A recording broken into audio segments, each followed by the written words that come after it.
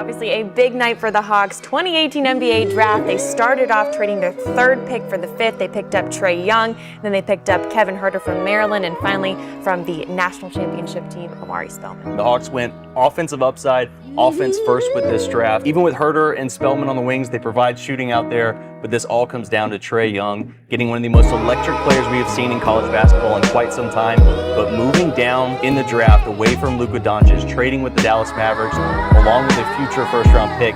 That is where this draft class is eventually going to hinge.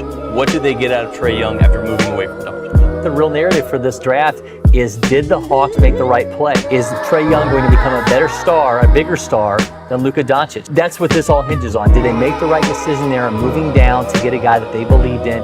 I hate when teams are stupid. Atlanta could just take Doncic at 3. Instead, they trade Doncic for Trae Young, who really has major bust potential, like really could be out of the league in 6 years. I hate what Atlanta did. I hate it more passionately than anything I've hated any NBA team has done in the last 2 years. I think that trade is going to be historically bad. You will never get fired for taking Luka Doncic number 3, ever.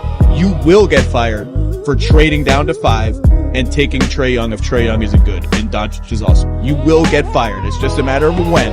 It may not even matter if you nail some other stuff. That will get you fired and it will mar the rest of your career. The kid is really, really talented, but I would have taken Colin Sexton before I would have taken Trae Young. Let me tell you why. That was the question.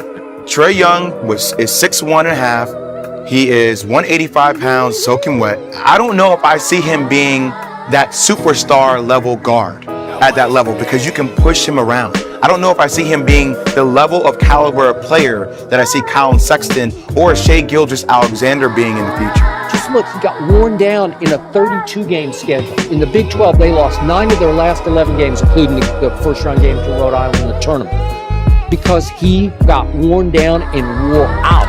I think Dante DiVincenzo has a higher NBA ceiling than Trae Young does. Obviously, I hear everything that goes on. For me, all I do is try to focus on myself and my team.